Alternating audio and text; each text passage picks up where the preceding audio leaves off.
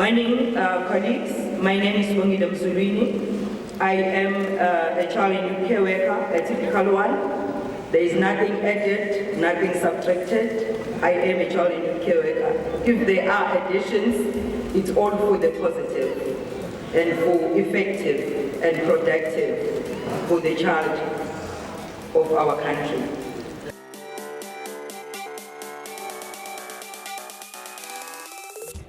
Firstly, I need to indicate that Isibindi is a 100% social development program. The Department of Social Development established the program after identifying the gap and the shortage of social workers in communities. We also identified the program when we wanted to make sure that we begin to unbundle our orphanages so that children live in their own communities. And as we think of unbundling the orphanages, especially because when the child reaches 18, in terms of the Children's Act, they must exit the orphanage, but they exit to where? So we started then saying, what can we put in place that will assist us to achieve 4 things? The first thing was early detection and early intervention, where we are able to identify children early in whatever abuse or whatever vulnerable situation the child will find themselves. Secondly, we needed to make sure that we are able to protect the inheritance of children, because what used to happen when mama, papa dies, then auntie comes from nowhere and the children become homeless when their parents have left them at home. And our response was, take them to the orphanage or to whatever center that's social development. So we needed to make sure that we protect the inheritance of children. The other aspect we wanted to achieve was keeping siblings together, because when we put siblings in the foster care system, a family can only take 1 or 2 children. Then we are forced to separate siblings. So we came up with Isibindi. Isibindi meaning we needed a social profession that is not a social worker, but that will support the role of a social worker that is community-based. What that meant was that we needed to go out finding young people that are passionate about children, that knows these children as they grow in their own communities, that will be surrogate parents. That means a person that will get the children ready for school, the person that will clean up, the person that will supervise the child after school, and the person that will make sure that whenever the children need somebody to talk to, that person will be there. Igama lami nguwelile ngwakaMathonsi Sibongo. Ngihlala endaweni okuthiwa iseDoringkop eStenga. Ngisebenza ezizameleni iCD Center. USibindi ngihlangane nawo ngo-2014. Saqala ama-trainings ethu ngoNovember. Since sukela lapho saqala ukufundiswa kuma-training ukuthi sizosebenza kanjani nezingane kanye nemindeni yabo. Nanokuthi sizoyithola kanjani imindeni esizosebenzana nayo. So konke la khona ingane nathi sikhona. Isesikoleni, isekhaya, isesontweni, la khona umntwana no-child and youth care worker fanele abe khona. We came up with the concept of Isibindi, child and youth care workers.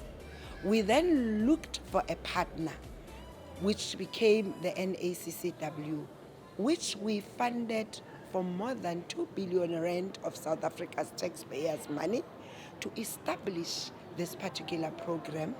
We said in 5 years, they must have trained 10,000 young people in communities attached to child-headed households so that we make sure that those children have support.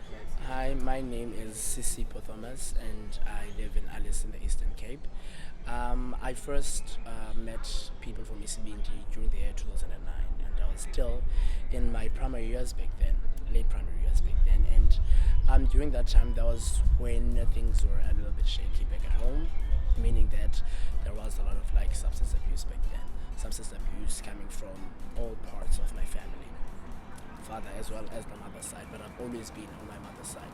And so Abantu Basisibindi have been the people who were people that knew my family and people who have been in the community, so that made it a lot easier for them to actually come in and try to mediate, or rather try and come and rescue what they saw needed to be rescued. And so likely what needed to be rescued, as I'm grown now and being matured, and I see that was me.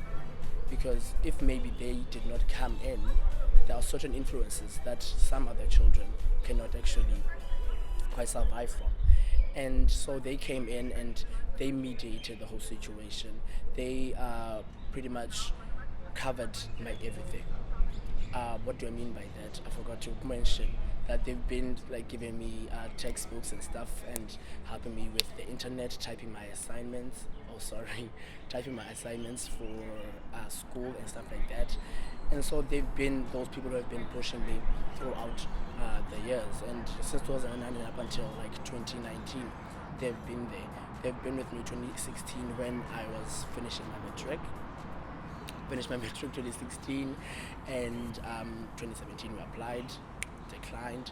2018 applied, declined, and then 2019, when I was at the giving up point, they were like, you know what, let us try it one more time. And then we did it, and then luckily the University of Fort Hare accepted me. And even then they were like, okay, fine, let us try something else, let's try NSFAS. Then we tried NSFAS, NSFAS came through, and they were my backbone. They still are my backbone even now, because as I'm standing here now, it's because of them.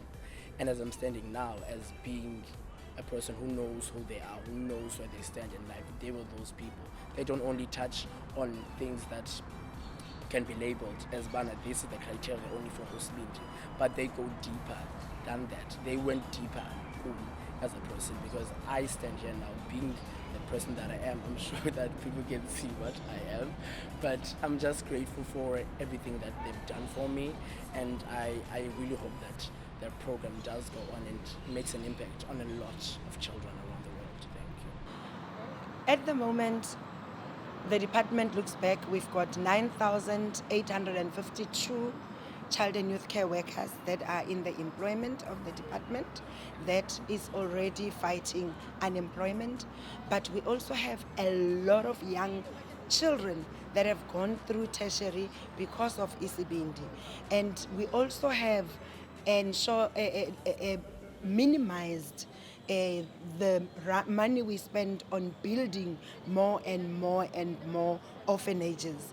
This program has enabled us to also ensure that children benefit from the RDP housing project. So we are able now to allocate a particular percentage of houses government gives out for free to children so that they have a home, they stay as siblings, and therefore strengthen the family.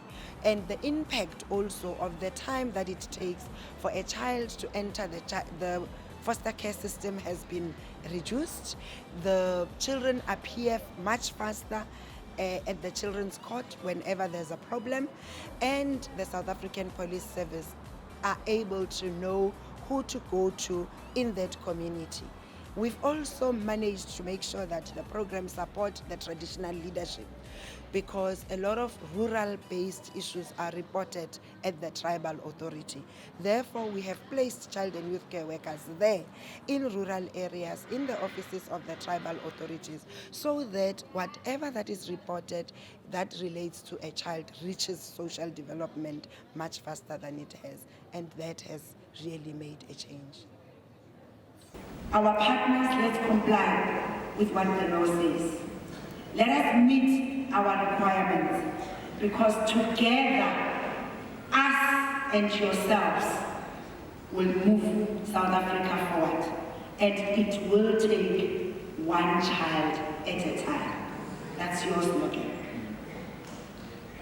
One child at a time.